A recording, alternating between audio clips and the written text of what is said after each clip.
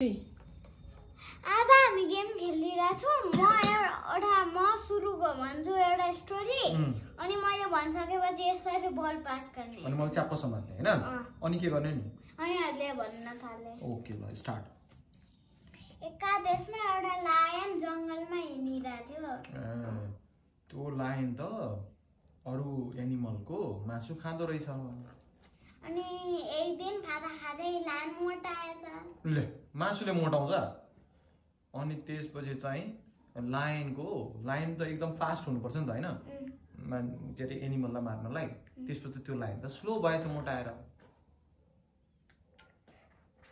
अनि खाना छोडेर फेरि दुब्लो भएर फास्ट भएछ। ओके त्यो लायनले डियर खाँदो रहेछ हैन। डियर एकदम त्यो लायनलाई मन पर्दो रहेछ। अनि डियर चाहिँ उसको फेभरेट फ्रुट रहेछ। फुड हो डियर त फुड हो नि लायनको फेभरेट फुड हो रहेछ। डियर पकाएर खाँदो रहेछ कि काँचै खाँदो रहेछ? काँचै। ए किन? के गर्दो रहेछ नु पछाडीबाट आउँदो रहेछ र नङले घोतिहाल्दो। नङले घोच्दो रहेछ? ए खाला नि अनि खाइहाल्दो रहेछ। अनि एक दिन त्यो जंगलमा चाहिँ एउटा मंकी म्यान पनि रहेछ। अनि त्यो मंकीसँग खेलिरहेको को? Monkey man. अनि लायन देखेपछि मंकी म्यानलाई डर लागेछ। अनि कहाँ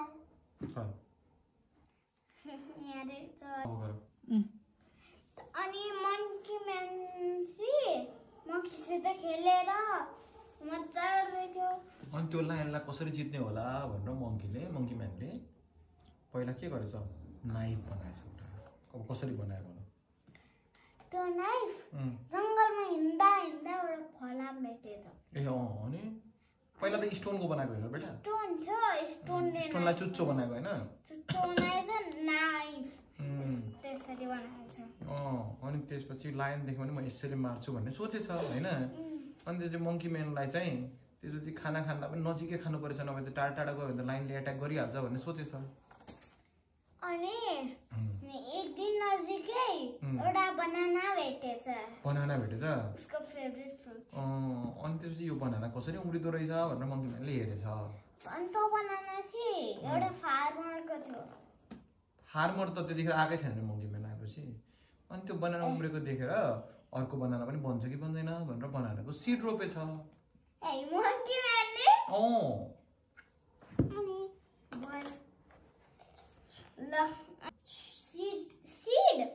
सिड ठुलो भएर प्लान्ट भएर मजाले खाएछ।